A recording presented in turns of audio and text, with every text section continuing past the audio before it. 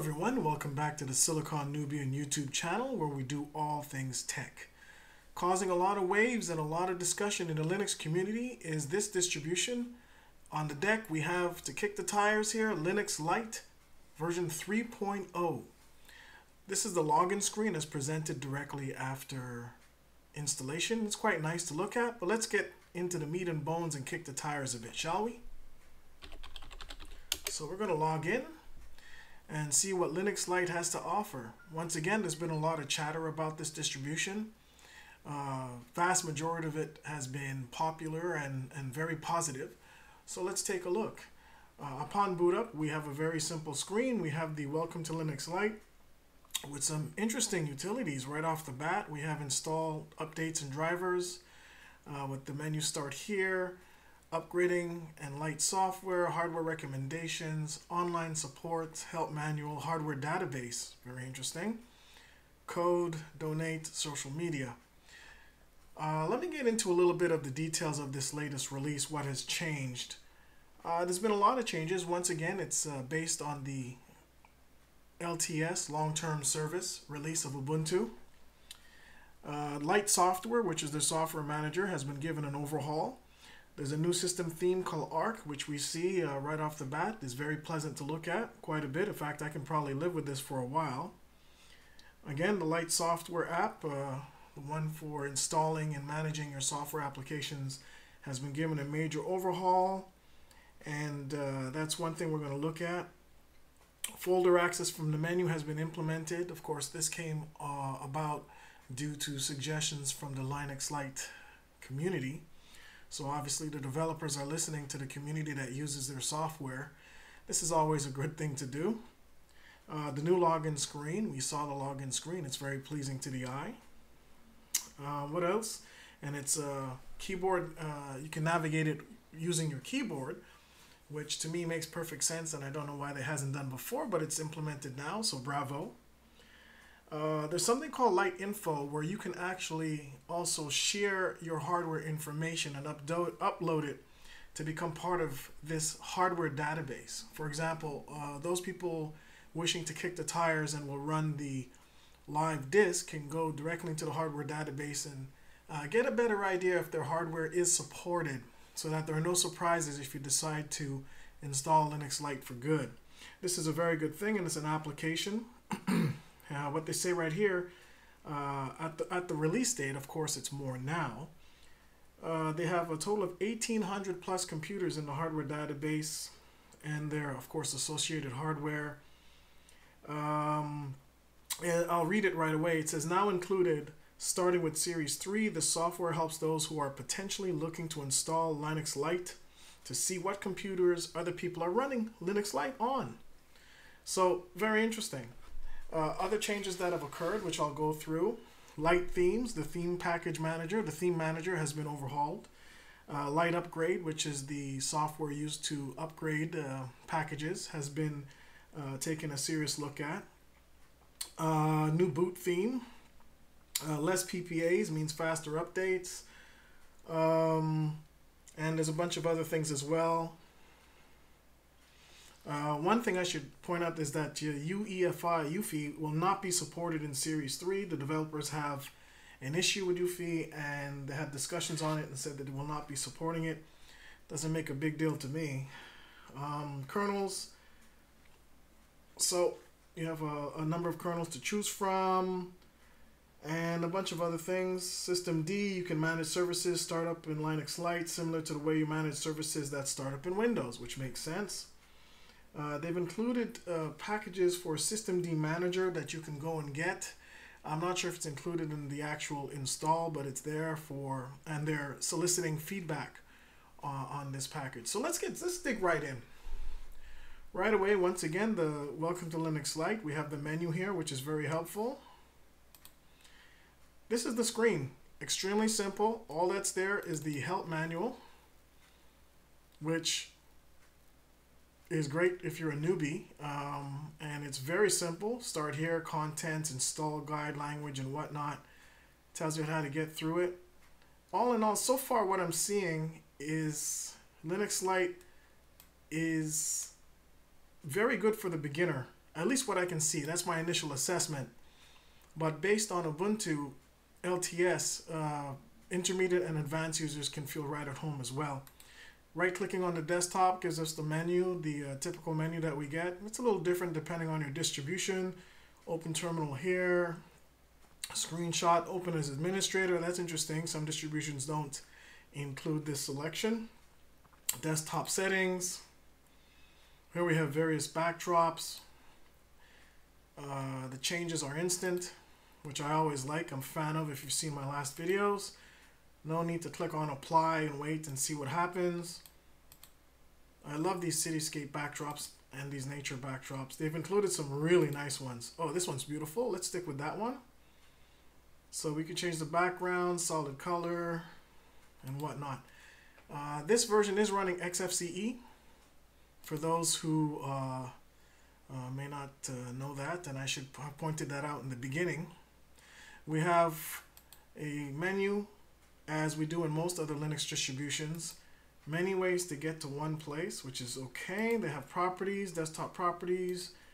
On the right side here, we have the two virtual screens. We have sound, of course. We can also log out and do other things here. We have sound properties. For the indicators, we have a network icon here. On the left, we have Firefox, which is the default browser, which is perfectly fine with me.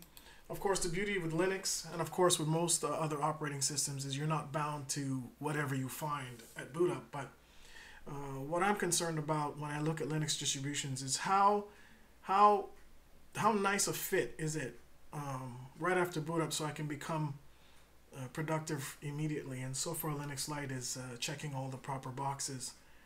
Here we have the file manager, and it's Thunar 1.6.10. I have not done any updates on this, so this is directly post install 1.6.10. If you've seen other of my Linux distribution overviews or have used Linux for quite a while, you know that Thunar is very popular and a very capable file manager. And here we have the command line, of course. For those of us who want to get a little deeper, and I think most people should at least jump into the command line once in a while. All right, minimize all windows. Okay, so we've seen everything. Let's go through the menu. Very clean Linux system. I like it. I love how it's presented. Favorites, of course, help manual. We have install updates. Get the latest updates from your computer. We're going to go into that a little later. Recently used. Very good. My computer, which basically is a list of folders available directly on your machine. So you don't have to start the file manager and get to the folders. Like I said, many ways to get to the same place, but as long as they don't step on each other, it's good. And so far things are done quite well with a lot of forethought, obviously. Here's all, where we see everything that's installed by default. We see that Adobe Flash is installed by default, which is still, I think, unfortunately necessary, given that the move to HTML5 hasn't been as fast as I would have hoped in others, but it's there. Bluetooth Manager is there. Let's go through categories. We have settings. Let's go through the settings manager. Nicely laid out, a little different from others I've seen.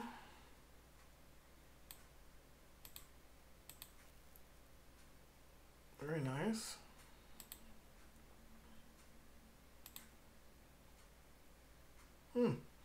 So what we see here, as in most Linux distributions or top tier Linux distributions, we can pretty much configure the vast majority of settings and different configurations and such within our Linux distribution without having to necessarily go to the command line, which is a good thing, which is new user friendly, and I have no problem with that.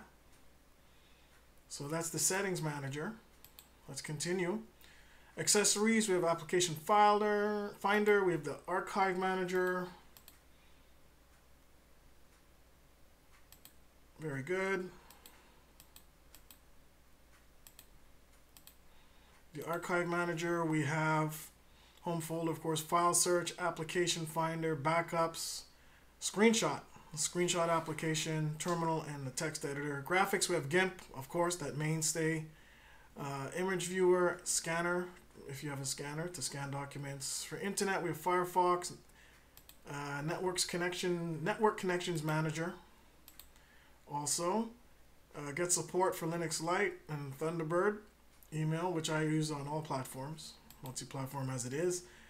VLC media player is included, which I think is a big plus in that VLC is like the Swiss Army knife of media players out there, and it's one of, if not the most complete media players. It may not be the nicest looking, but it's complete, can play almost anything. So I think that's a good inclusion to get started, and it's cross-platform, so those coming from other platforms will be familiar with the name like VLC.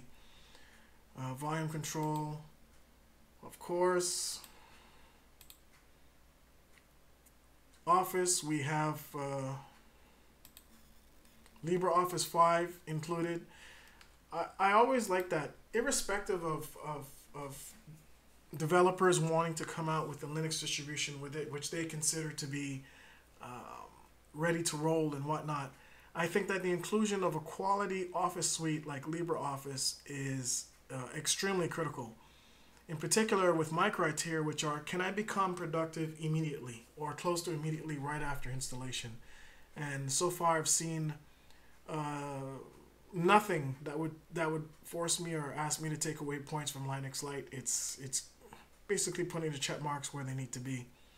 And here we have system, we have Lite software. Let's go check it out. This is your software management tool, telling you that it's going to update all the sources. This is one of the things that, unfortunately, oh, here we are. It asks you, do you want to install software, remove software, or exit? We'll go install software. This is one of the things that a lot of people outside the Linux world who don't really have a lot of contact think is difficult, and that is getting and installing and managing quality software. Folks, it's real simple. In fact, I would pretty much say that it's simpler on the Linux platform now than it is on the Windows platform. There are certain advantages to Linux with respect to installing software. For example, once the software is installed, you don't have to go out or receive notifications that there's updates. When the system updates itself or system updates, your software will be updated automatically. No need to go out and get the executables, download them and whatnot. There's a bunch of other things as well, but I will, I believe, create a video, Windows compared to Linux, and discuss that in another post. So here we have some install additional software. There's a certain list. The list is limited, but this is just one of the applications used to manage software. So there's some good ones here. Audacity, which I use on the Windows side. Calibre, open source ebook library management. Cherry Tree, note-taking application. Chromium, of course, for web browser. Dropbox, devices manager, manage your iDevices, your iPods and whatnot. We have different Pigeon. Kodi. Kodi's listed. That's excellent. So in most Ubuntu-based distributions, installing Kodi is not necessarily straightforward, as the PPA has to be added manually. At least that's been my experience. Seeing that it's here and listed, that's pretty good. Clementine, which is my favorite music player on the Linux platform. You may have yours. This is mine, but it's there. Play on Linux if you want to play certain Windows games. Generally, they're older games, but still a lot of fun. Remote desktop software. I'm not familiar with this one. Remina. Skype and whatnot. So VirtualBox is also there. This is pretty good. I'm impressed. I'm impressed. It's not a complete list of what's available, but it's a lot of stuff. And that's Lite software. Now here we have the main tool, Synaptic, which if you've used Linux for a while and you've used various Ubuntu-based distributions, you must be familiar with Synaptic by now. I'm not going to go over what it can do, but it's extremely powerful package manager. For those who are watching my video and may not be well versed in Linux, packages are software. It's what you would call programs or software programs in the Windows world. So here's a package manager. Once again, you can search for what you want. show you. Here he is. I typed in Chrome and we have everything. I look, there's Chromium browser that's available, and we have all this other Fresh Player, different kind of plugins available. And that's Synaptic. We could also do upgrades via Synaptic. As the Linux world, there's always software that's being upgraded and improved. More system, network, share settings to get you on your network, sharing files very quickly and easily. Another thing I've noticed that everything I've accessed has worked quite well. Login settings, partition drives, of course, that's very good if you want to add drives. Configure printers. Yep, it's the typical printer add box, which is very good. Resource usage, share hardware configuration. This is the tool I'm talking about that will allow you to upload your hardware config to a hardware database to aid others who may want to try Linuxlite or basically move to it completely. So that's pretty good. I'll read what it says. The tool is designed to share basic hardware information from the rest of the community. With the rest of the community, I apologize. Information like CPU, memory, graphics, sound, and network will be uploaded. So nothing really personal, but just enough to help others out there who may want to move to this system. We have system backup, system information, task manager, your basic task manager. So as we've seen, gone through the menus and I've used it. It is running in a virtual machine, but I have to tell you, performance is quite snappy. I could see this running on real hardware with an SSD drive and being extremely quick. It might just be me, and running in a virtual machine sometimes doesn't give you a good idea of what it'll run on real hardware. That being said, I do run Manjaro as my main OS on my office computer, and that is very quick, and I'm getting the same vibe I do from running Linuxlite. Extremely quick, very capable. Of course, your panel, you can configure it. So all in all, what's my take on this Linuxlite? I'm very impressed with it. Very impressed so far. Let's see about the update. So far, from what I've seen, Linuxlite is definitely on my short list for those who want to get into the Linux world. So here we are. I just tried the Linuxlite updater, and all these files are ready to be installed. It's 34. It tells you the original package, and it tells you the package that's going to move to. Update to, sorry. And pretty good. I mean, it's not as verbose, and most updaters in the Linux world are not really that verbose to tell you, because some of these packages are not actual complete programs. They might be libraries and whatnot. So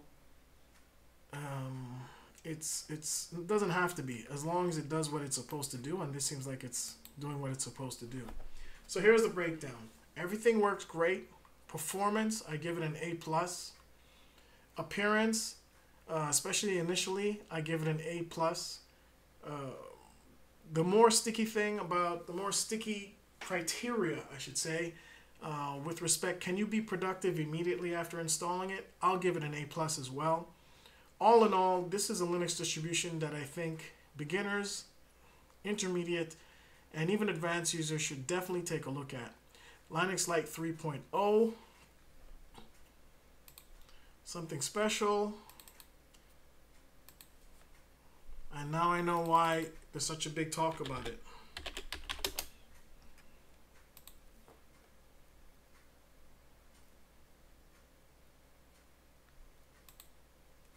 Here we go. About to introduce you to the DO. Everything works beautifully. Works beautifully. No complaints. Give this a try. Kick the tires. Try it on live disk. If you like it, don't hesitate. Install it. It's a good OS. It's a good Linux distribution, I should say. And thanks for watching. give me a thumbs up, give me comments, try to grow this channel. And look out also for our other web presence on Blogspot. And we also have a Facebook presence. And we'd like to see you again back soon. If you have any suggestions for other Linux distributions that you'd like reviewed, or even some hardware suggestions, please just leave it in the comments. Thanks a lot. Take care and see you again soon.